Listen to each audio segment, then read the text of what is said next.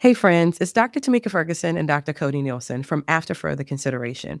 This summer, we had the privilege of starting our podcast through a Pulse Check series, and now it's our opportunity to go back and listen to some of the excellent leaders that we had the privilege of speaking with.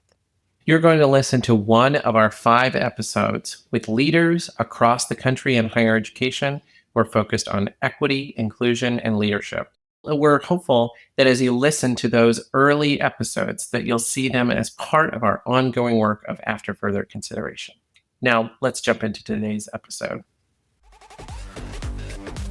Today, our guest is Dr. Kevin McDonald. Kevin McDonald is the University of Virginia's Vice President for Diversity, Equity, Inclusion, and Community Partnerships.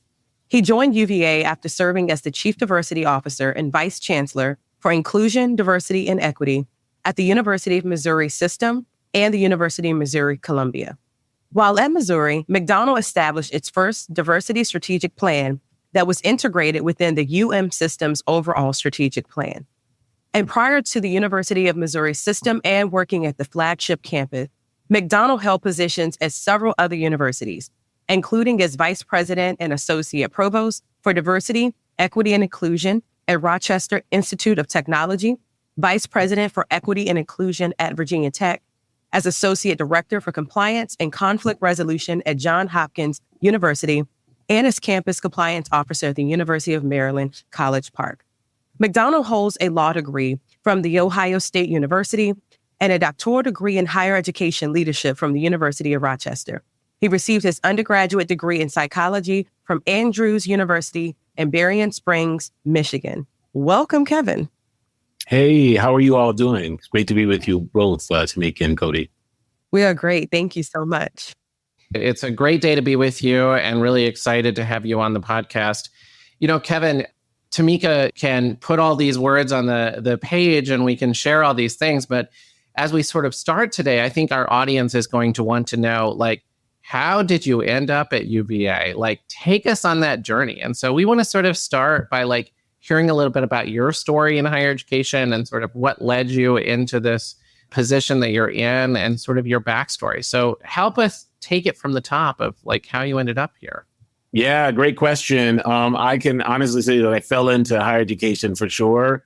I was a law student at Ohio State, and I come from a Caribbean family. And so there was an expectation that I was going to join a law firm that we had established in East Orange, New Jersey. But they were engaged and doing incredibly well in law that I wasn't as enamored with. So I kind of I felt like the black sheep of the family because I was trying to figure out what I was going to do with my life. I had a cousin in medical school at Hopkins in Maryland, and I came to visit them and fell in love with the Maryland, D.C. area. And I thought it was a unique place to live. And I was also engaged to be married. And so I had convinced my wife to agree that this was like the land of opportunity. My wife had been married before and had a son as a product of that marriage. So the deal was that I had to find a job. And if I found a job within that year, that they would both move out to Maryland. And if not, that I had to move back to Columbus, Ohio. But I thought that would be really easy. But 7 months in, I still didn't have a job, Cody. I was actually about to say, okay, this is what my law degree had been reduced to. I was going to apply for a manager and training program at 84 Lumber. And I said, well, let me just wait one more day. And I went home, and there was a voicemail message from the Department of Justice. And that was really my first job. So it was investigating complaints of discrimination under the ADA. Which was great, and I think was really served as an entree into kind of learning more about work, advocacy, the challenges, and kind of equal opportunity civil rights. I was listening specifically, investigating prison systems and listening to these heart-wrenching stories from inmates who were not provided with accommodations, from physical to medical. And I think for me, that was one that said, okay, this is the space that I need to be in. The challenge was that job didn't come with benefits. So my wife said, well, what happens if we get sick? And I said, well, that wasn't the deal. You told me I needed to find a job. I did that. I didn't win that argument. My next job actually was with the Network Solutions at the dawn of the internet. They were the domain name registrars, and I resolved disputes between trademark holders and domain name registrants all over the world, which was great from a conflict resolution standpoint, not so great from a familial standpoint, because I was working 6 a.m. to well after 9 p.m. But honestly, if my wife was on this call, she would say, tell them who the real MVP is, because she actually found my first job in higher education in the newspaper and apply for this. Was not introduced to higher education as a field, but fell in love with it. I applied for the job, got the job, and started working at the University of Maryland investigating complaints of discrimination. I was an N of one that did that for the entire campus for faculty, staff, students. I did it there. I also did it at Johns Hopkins. And then I had an opportunity to kind of direct or lead my own shop. And so that's what led me to Virginia Tech. I was recruited to go to RIT. I worked with the president there at the University of Maryland. So those connections are important. And I did that until he retired. And then I was recruited to go to the University of Missouri at a time that nobody thought that anybody could be successful going there after the protest. The position I held there was one of the demands of the protesters. But I loved the experience, and my belief was that it was an opportunity for high risk but high reward, right? And if I could leverage the things, the skills, talents, and abilities that allowed me to be successful in previous positions there, I could do well there. And then ultimately I was recruited from there to come to the University of Virginia, where I've been for the last 5 years and have just been renewed for another 5 years. So it's been a grateful experience, a tremendous journey. I learned a lot in all of those experiences. In fact, when I was at the University of Missouri, I remember the students saying, if you want to be successful here, you have to be transparent and visible, and you can't overpromise and underdeliver. And I think those were really wise words that I've used here as well at the University of Virginia. Wow. Yeah, I mean, I think that journey is so important for folks. And I will say that, going back a little bit, I think one of the first things that you said is you were 7 months into looking for a job out of law school. And, I will tell you a little bit, from my story is that I graduated my doctorate in December of 2019. I was living in Minneapolis. I had sort of decided that I was going to end up staying in Minneapolis as much as possible. And so I was like, okay, I have my PhD. I'm going to go out in the work field. And then COVID hit. And that was a disaster of higher education, epic proportions. I was like, am I going to fall back to like being 19 and working at the grocery store? So I think it's just an important story to remind people that people have these really good bios that like look, very flashy. And then you forget that it takes sometimes a stroke of luck and sometimes just resilience to get where you want to. I think that's a great point. No, and I think that's exactly what exemplified my experience, because there were times that I wanted to give up. It was a struggle, but I was committed to finding out what I wanted to do, what I felt called to do.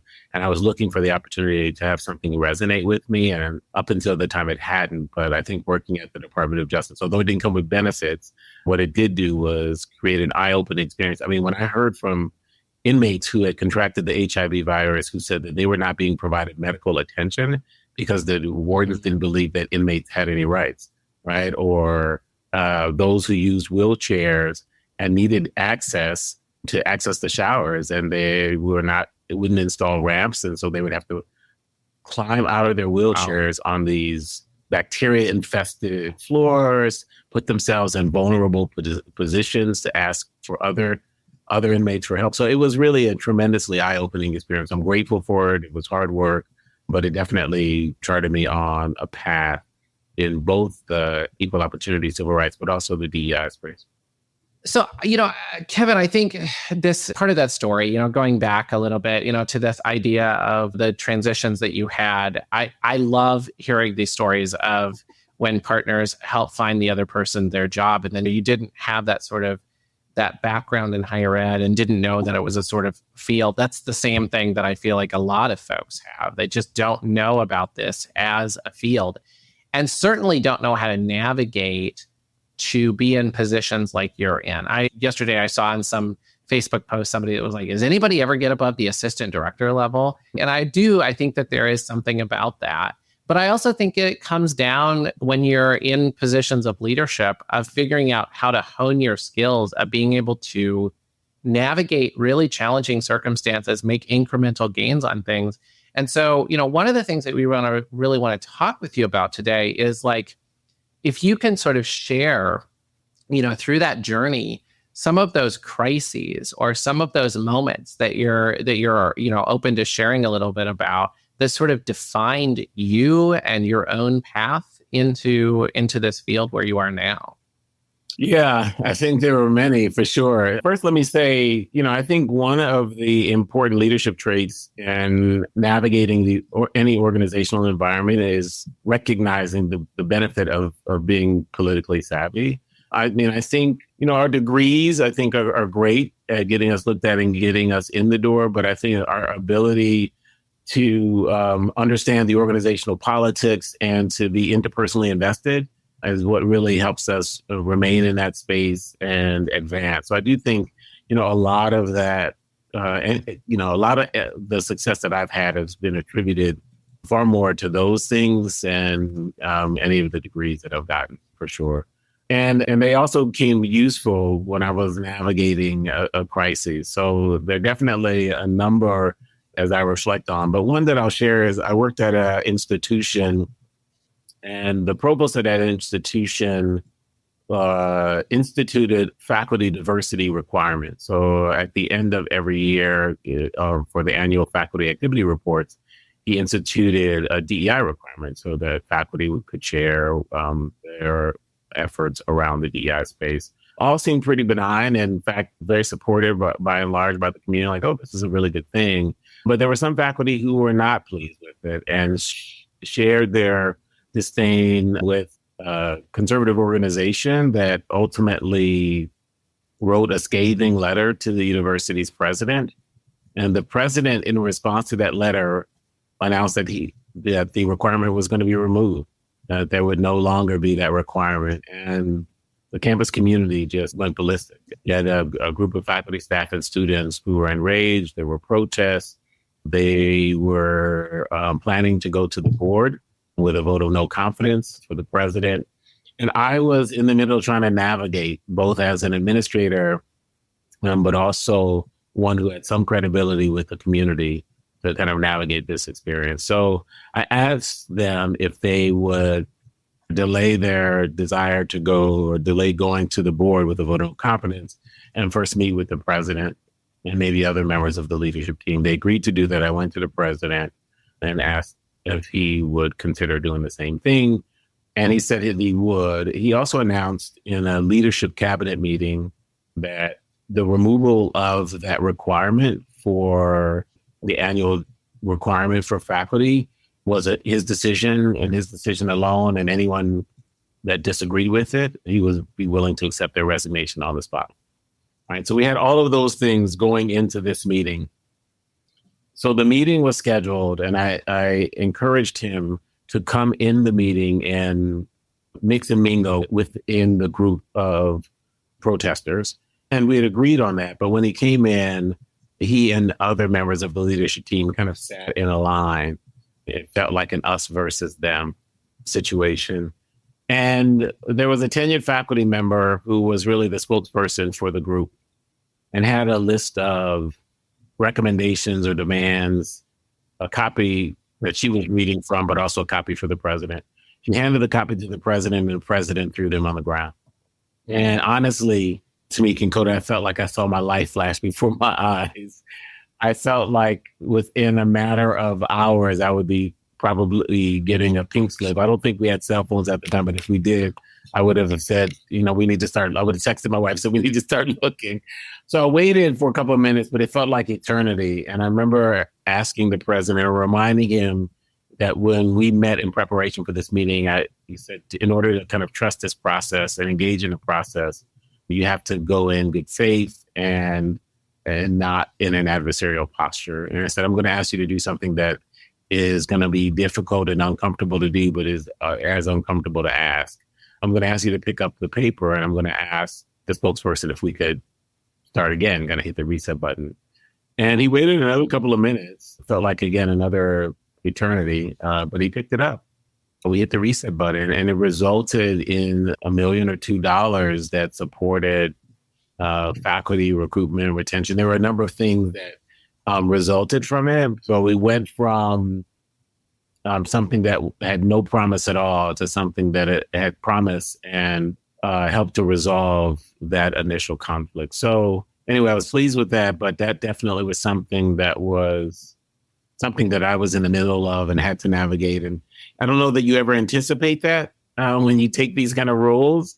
But I will tell you, after having navigated that and going to the University of Missouri after the protest, that you feel battle tested and you almost feel like, okay, I've seen and done just about anything. So it's not much that I think scares me at this point. You know, what's so interesting about your story is I think a lot of times when we have reflection or there's a case study or discussion about a crisis, we always focus on the decisions made, who won, who did not win. I want to kind of take a different angle on this because one of the parts of this podcast is to really explore you as the leader and what your positionality was in this. And you said a couple of things that I think are significant and also a unique opportunity to learn from so many folks. You used words like you felt that you were in the middle. There was this creation of us versus them. And you also shared a vulnerability in response to watching like this actual physical throwing down of recommendations and demands. What I'm interested in is, as a chief diversity officer, how do you navigate that unique space, right? How are you managing up while also trying to manage the entire situation that you're watching unfold in a way where you're trying to focus on belonging of all folks, but you still are a cabinet member? And that's a very unique space that very few get to see and hear the nuance and balancing that. So could you maybe unpack that just a little bit? Yeah, I mean, they often talk about to expect the unexpected, but I just had no way of expecting how this would unfold in that way. And honestly, as a result, I didn't have any preparation for what was going to happen next and how I was going to respond or intervene. But I did know one thing, that if I didn't do something, it would fail and that I would likely lose my job. And so for me, it felt like, okay, I don't know what it means not to fail, but failure feels like it shouldn't be an option. And so as a result, you need to think quickly, think on your feet, and see if something you might be able to suggest might be able to intervene in a way that would give this an opportunity to start again. And honestly, I use this example as a case study at a leadership institute, and the attendees could not believe that it was real. I mean, they were like, "Ooh, I'm glad this isn't real. This is crazy." And I'm like, "No." So part of it for me was this notion of, failure isn't an option. The one strength that I felt that I had consistently throughout my professional career is the ability to connect with people, interpersonal communication skills. So I had built up a level of credibility with both the faculty, staff, and students, but also the leadership team and some trust with the president. So I felt like I could try to leverage that in a way that I felt like there was no hidden agenda. My hands were above board, but I really just wanted us to give the best opportunity at an outcome, right? And how could I portray that in the words that I would say? But let me be really clear. I was fearful. I was still also scared, like, man, I don't know that this is going to work out. And so this may be my last time, engaging with this group, because I just did not see a scenario since I was the one that recommended this. I was the one that recommended the conversation, and it had gone so poorly up until that point. I felt like I would have been the target and the brunt of any backlash, from both sides. Like, Kevin, you said that, you wanted us to trust that the leadership was committed to this, or the leadership team, you wanted us to trust, and you put us in this position. So anyway, all those things went through my mind. But I also just believed enough in myself and believed that I honestly felt like the dialogue was an opportunity for us to achieve something special and potentially resolve something or reach some compromises or some concessions that would maybe not fully satiate everybody, but satiate people on some level. And so that's what I took into the process, and just trying to think quickly on my feet. I felt like, what could I do that would allow the spokesperson to actually give this another? Because she could have easily said, okay, I knew this was a ridiculous idea, I'm walking away. But if the president would, in essence, put himself in that vulnerable position to basically say, almost admit through his physical action that I've made a mistake. Like I did something in area that wasn't going to give us an opportunity to start on a level of equal footing to have this conversation. Let me, hit the rewrite and reset button, pick this paper up, and start again. And so that was really my angle.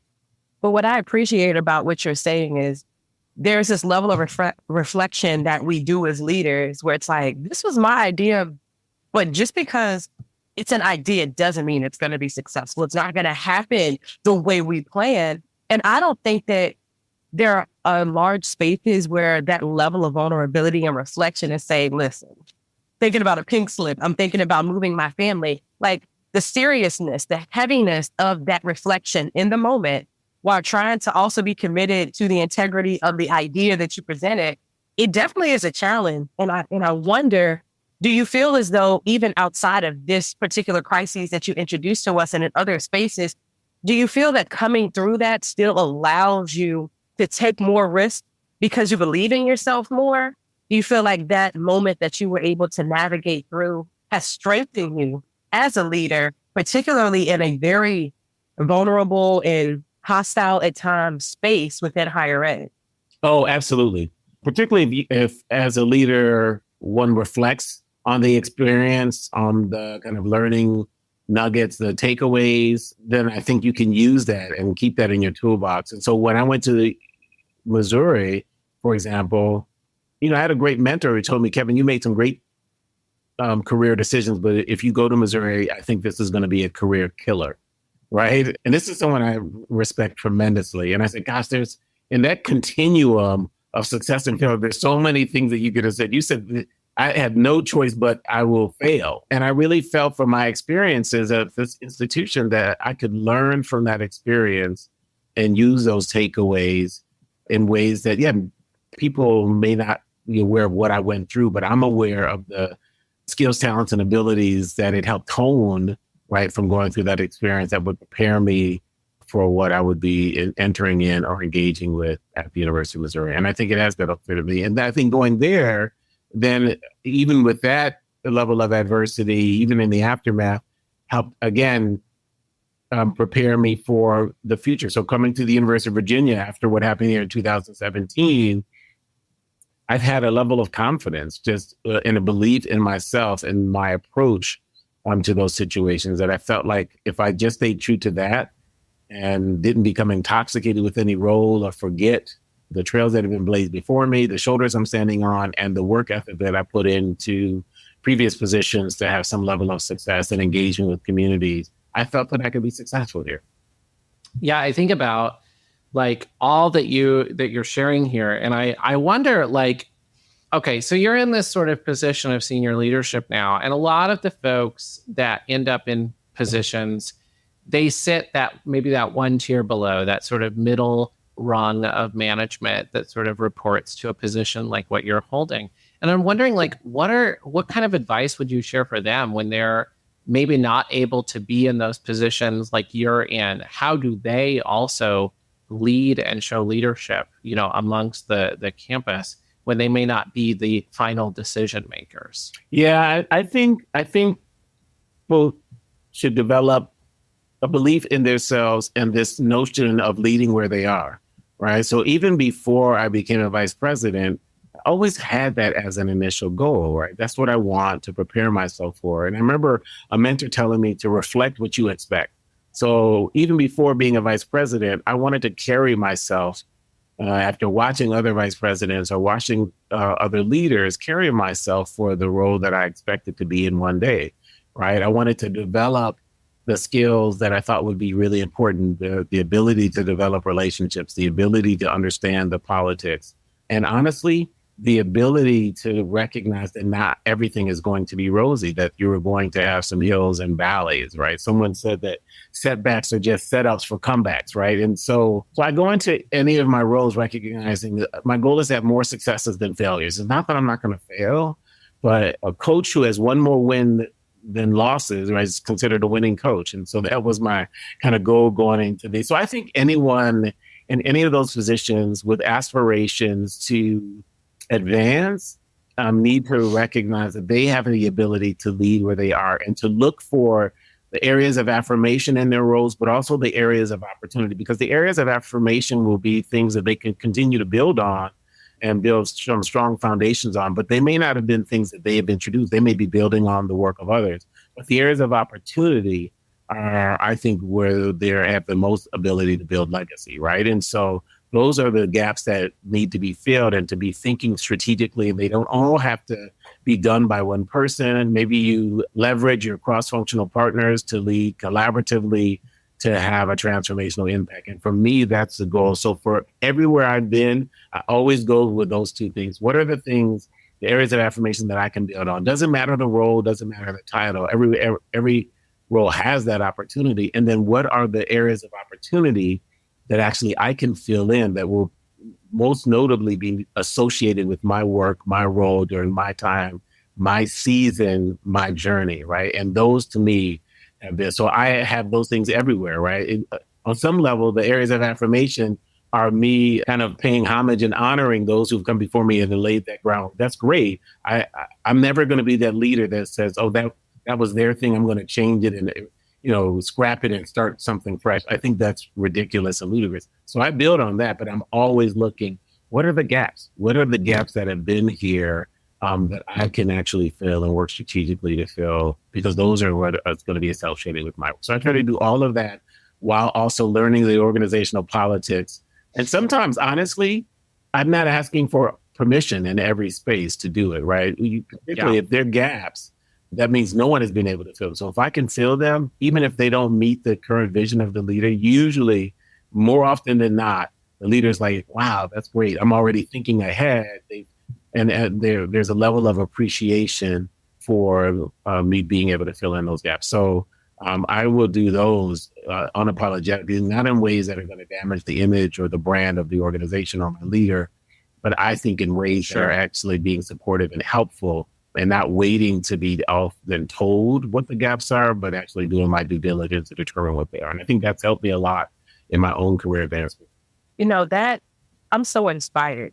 And I'm inspired because I think in higher ed, as a professor and administrator, I'm always having these conversations, particularly with the doctor of education students, our PhD students, about what it means to be a critically reflective practitioner. What does it mean to actually sit with yourself and reflect over the situations that you've gone through? How do you learn from them? How do you adapt to them? We talk about it through leadership classes. We talk about it through mentorship. And sometimes it's something as easy as, just pause and reflect or journal. But in your story and the narratives that you're sharing this from someone who's been in these type of roles across institutions, across geographic difference, across institution type. And it's a valuable perspective because how you're discussing it almost seems like a seamless practice now for you to be intentional, for you to be purposeful, for you to be guided by this intrinsic notion of service and of giving and of belonging. And so this is good to hear. What I'm saying that I do and what I teach is showing up in my practice, but it also makes me think that there are some decisions that you had to make just as a human being. And I'm interested in more of that self-care and that self-preservation. So what are some of the things that you do as a senior leader and as a leader who's been in that space of the president's cabinet for a while now? How do you take care of yourself? How do you develop what we're hearing as a part of your daily practice in your life outside of being this higher education leader? Yeah, thank you for that question, Tamika. Before I answer, let me just go back to something that you said that I think is incredibly salient for the work that I do. And I think it is a driver. I'm appreciative of the role that I have in this space because I wake up every day with the ability to positively impact the lives of people, right? And I don't take that for granted. And I'm incredibly appreciative of being granted that opportunity. And every night when I lay my head on my pillow to go to sleep, I reflect on what I've done that day. And I'm like, have I still held true to that? Am I doing that? And then the last thing that I often ask my team members to do, I ask people across the colleagues that I work with, if I am not, this is what I want to positively impact the lives of people. I want to be a transformational servant leader. If I'm not doing that, if I'm not upholding those principles, call me out. Like, I'm not so much a leader, and I want to be protecting myself from the critique. I have to be open to that as well. And so if I'm failing at any one of those, help me out, because that helps me recalibrate. So I will say all of those pieces are incredibly important for me. I'm an only child from East Cleveland, Ohio. And I believe that, like, I can't go back to East Cleveland and have people in my hood say, like, oh, you acting brand new. You got a couple of degrees and you coming back home. Like, no. And so for me, I don't want to be that kind of person that is acting brand new in any situation. I'm grateful for every opportunity. I have enough confidence in my skills, talents, and abilities for sure. I don't ever want to let that cross over to arrogance, right? Which I think is a big difference. But I truly am grateful for every place that I've been, rural, urban. I have appreciated every experience, every community member, everything that I've been exposed to. I appreciated all of those times. I went from Maryland to Blacksburg, Virginia, right? And loved Blacksburg. Great community, great alum. So I'm just saying, every experience I have, I've been able to at least take out these pluses to all of that. But all of that being said, when I started in the field, I felt like I was invincible. I felt like I had batteries that would never run out, right? I was the only person that was doing the Title IX, the discriminatory harassment prevention investigations at the University of Maryland. At that time, they were like 46,000 students, faculty, staff. I mean, and I was loving it. I was like, oh my goodness, I can do this for the rest of my life, right? But at some point between there and Hopkins, you do start to get burned out, right? And the notion of self-care wasn't prevalent in my mind. I was like, I don't have time for that right now. I got to serve. I got to, work hard and in advance. But I had a great mentor, still have a wonderful mentor, who was my boss at Hopkins, who said, you're no good to this work, right? If you're not taking time out for yourself, because the work is going to be there unapologetically every day, right? So you have to consistently build in time for yourself to rest, recharge, recuperate, recalibrate, or at some point the work will overcome you. Like, you will not be able to have the impact that you want. You may think you're having that impact, but you won't be. And so he said, you have to unapologetically take time out for yourself, for your family, for your friends, to pour back in and determine what that is. And so for me, I do that. I think that's important. I have a big workout regimen. So I love to, I had to find the right time and balance. So I'm going to say something that sounds like it's probably not self-care, but for me, it's self-care. When I was working on my doctoral degree, I went to law school right after undergrad, but I waited to go back for my doctoral degree. In part, honestly, maybe this is a whole nother discussion, but I was working at an institution and they said, look, Kevin, you're doing great work. If only you had a terminal degree. And I said, wow. And I said, okay, so they didn't look at my law degree that way. And so I felt like, honestly, in my own journey as a person of color, that I felt like I had a different standard to live up to, right? That, I believe here, I work for a president who has a law degree, right? So I said, okay. So I said, I'm going to go back and get that law degree. Now I have them both, right? But I went back when I was, serving as a vice president. I had 3 children, married. And so in order to not infringe upon them, I started getting up really early in the morning, like 3 o'clock in the morning, so that I could kind of try to get stuff in until I finished that degree.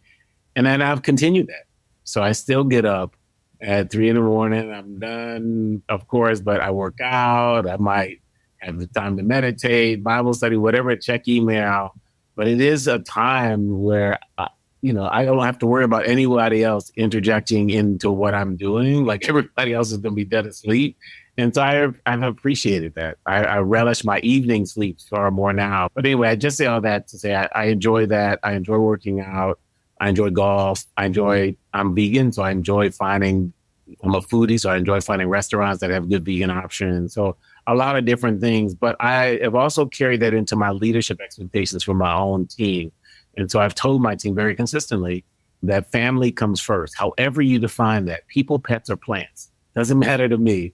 But when things are going on in the life of those P's, you need to be there because you're no good if you're here thinking about that all the time. And again, consistently, I've modeled that. I try to model that, right? And so I have that expectation for team members as well and consistently. And so I'm appreciative of their work, but I also want them to recognize that I didn't sell my family short because of that, and they shouldn't either. And so, so I try to also practice that, but I also try to lead in a way that I think that team members can value that as well. Yeah, I think it's wonderful to hear all this and such. I know that we're getting really close to time for today. And so, one thing that I want to say is that I think we're really just grateful for the work that you are doing right now, the work that you have done throughout your career. We could probably have an entire other conversation on some of the pieces that we've done today, but we also, know that there's always more conversations that we can have. And so I would just like to say on behalf of Tamika and myself, thank you for joining us. Thank you for sharing a bit of your story. I'm certain that there are folks out there that will be ripe to hear more about some of those experiences that you're willing, as time evolves, to share. But I just want to say thank you personally for being willing to be vulnerable with us and to come and join us on After Further Consideration today. Well, it's been an honor. I really appreciate the invitation, Cody and Tamika. Thank you so much.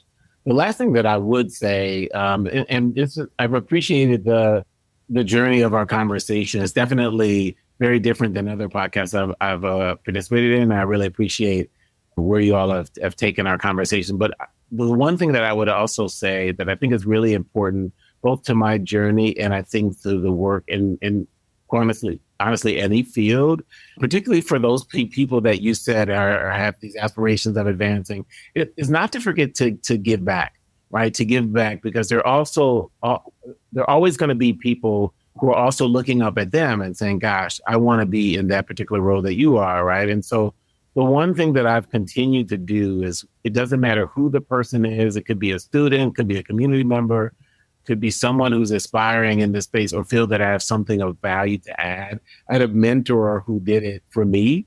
And he said, Kevin, never worry about paying us back. Always pay it forward. And so I always make that time. It drives my assistant a bit crazy because we're always scheduling a new monthly meeting of someone that feels that I have something to offer. But I think it's incredibly important to the field, because when I first started in the field, I didn't have a mentor. I didn't have anyone.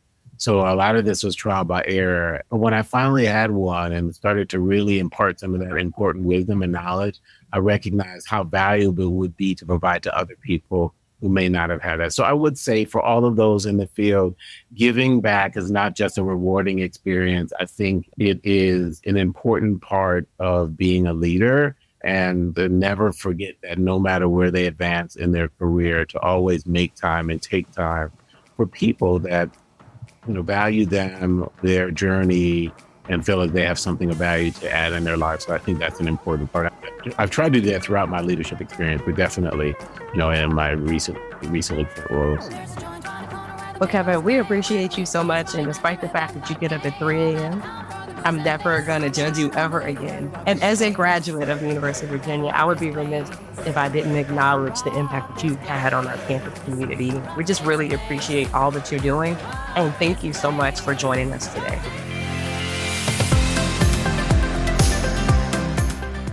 That wraps up today's episode of After Further Consideration. We hope our conversation has sparked new ideas and provided valuable insights for your own work in advancing diversity, equity, and inclusion on your campus and beyond. Thank you for listening in. Remember, fostering meaningful change is a journey. Be encouraged and keep pushing the boundaries of what's possible in creating a more inclusive educational environment. After Further Consideration is a part of the Enrollify Podcast Network. If you like this podcast, chances are you'll like other Enrollify shows too. Our podcast network is growing by the month, and we've got a plethora of marketing, enrollment, and higher ed technology shows that are jam-packed with stories, ideas, and frameworks, all designed to empower you to be a better higher ed professional. Our shows feature a selection of the industry's best as your host. Learn from Brian Piper, Allison Tercio, Eddie Francis, and so many other of your favorite leaders in higher ed. Enrollify is presented by Element 451. The next generation AI student engagement platform helping institutions create meaningful and personalized interactions with students. Learn more at element451.com.